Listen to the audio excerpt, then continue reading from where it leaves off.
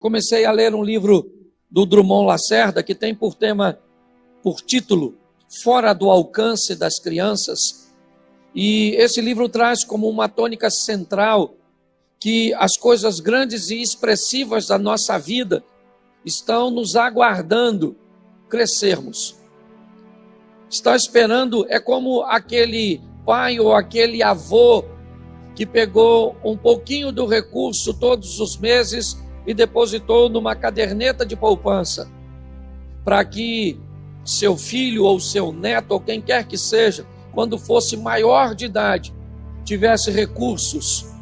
Aqueles recursos estavam sendo preparados ao longo de anos e anos, para que aquela pessoa, aquele indivíduo, quando crescesse, quando tivesse a maior idade, ele então estivesse apto para tomar posse daquilo que foi preparado ao longo de um bom período de sua vida. Da mesma forma nós entendemos, e eu gostei muito dessa tônica do livro Fora do Alcance das Crianças. Aliás, gostaria de recomendar uma leitura rápida, mas muito boa. Eu queria falar com vocês que Deus também trabalha desta forma. Muitas coisas que gostaríamos de viver, muitas coisas que Deus preparou para nós, pois a Bíblia diz que tudo estava preparado antes da fundação do mundo. O sangue de Cristo já era reconhecido ou conhecido antes da fundação do mundo, diz 1 Pedro. Mas muitas coisas que não vivemos porque não temos maturidade. Deus está nos aguardando, crescermos e não nos tornarmos maior dos 18, dos 21, mas amadurecer a nossa mente para que possamos deixar de ser crianças e termos acesso àquilo que Deus tem a nos oferecer. A grande virtude, e é isso que eu quero, essa tônica que eu quero tomar com você, está no nosso poder de recuperação. O que vamos fazer após uma queda, além de chorar pela dor do acontecido? Como é que nós vamos nos comportar? Essa tônica de dizer a força que me mantém de pé tem por propósito mostrar alguns personagens bíblicos, pois quando nós olhamos para a Bíblia, nós vemos muitas pessoas ou muitos homens com algumas virtudes. Abraão com a sua fé, nós olhamos para Davi e olhamos sua valentia e sua adoração. Sansão, a sua força. Nós olhamos para Salomão e vemos sua sabedoria, mas todos eles tinham seus pontos fracos. Quando nós olhamos para Abraão, nós vemos o medo que ele tem ao chegar no Egito com sua bela esposa. Quando nós olhamos Davi, vemos a dificuldade que ele teve de se deparar com algo que não era para ele e acabar ultrapassando os limites. Quando nós olhamos Sansão, nós vemos no que ele se meteu. Nós vemos Salomão se casando com diversas mulheres e levando a idolatria para dentro do território de Israel. Então, baseado em Davi, Abraão, Sansão e Salomão, nós podemos identificar uma coisa que eu acho que já vale a pena observar. Nós também temos o nosso ponto fraco.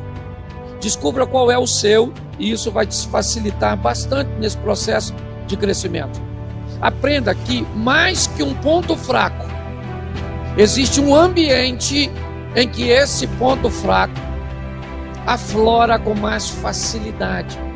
Então, mais que o ponto fraco, eu já sei onde eu sou fraco. Isso é muito importante.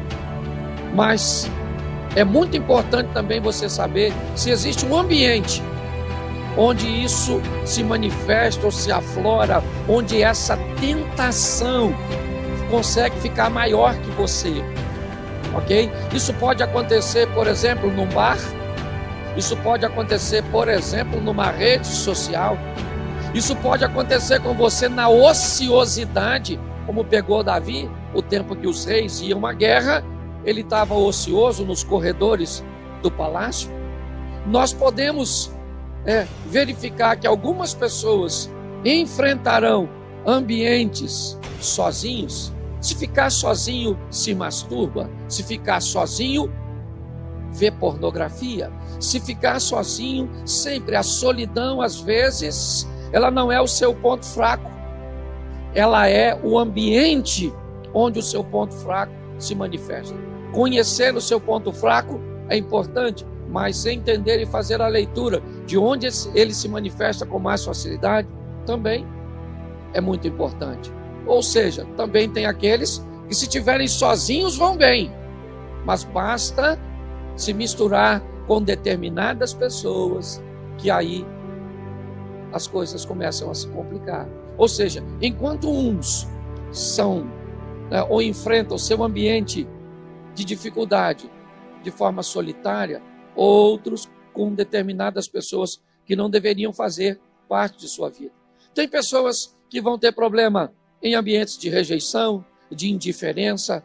Onde é que a sua dificuldade ou o seu ponto fraco se manifesta? Observe isso, e isso vai te ajudar bastante. Hoje eu quero olhar um texto com vocês do segundo livro do profeta Samuel, no capítulo 12. O texto me saltou pela recuperação de Davi, pela maneira que ele conseguiu se recuperar, sabe? É a tal da resiliência, aquela capacidade. Pensa uma almofada, quando você senta em cima dela e ela perde toda a sua forma, ela amassa, ela enruga, ela dobra, mas basta você sair de cima da almofada, que se a densidade de sua espuma ainda estiver correta e firme, apesar de todo o peso, de toda a pressão que ela recebeu, ela vai voltar para o tamanho normal, para a forma normal. Essa é a grande faceta da vida. Depois de uma situação como essa, econômica, de saúde, de toda essa pressão emocional que estamos vivendo, nos apertando, você liga a televisão, morreram tantos, os dados estão aqui, a situação está difícil, amanhã é segunda-feira, a pressão, será que a empresa vai me demitir? E os meus recursos, e como funciona, as igrejas fechadas, a estrutura, e como é que eu vou sobreviver a todo esse aperto quando tudo isso passar? Pasme você. Muitas pessoas, no fim dessa história, não ficaram nem para ver o desfecho. Tiraram sua própria vida, se embotaram em meio a depressões, a síndrome do pânico. Ou seja, entender de onde vem a nossa fé, de onde vem a nossa força, é muito importante. Eu não sei o que você está enfrentando hoje, eu não sei se você perdeu uma batalha, mas eu quero te dar uma notícia: ficar prostrado pode até ser algo positivo por alguns dias. Por exemplo, morreu um ente querido seu, a Bíblia diz: se alguém morrer e ninguém chorar pelo morto, é melhor que ele fosse um aborto, é melhor que ele não tivesse nascido.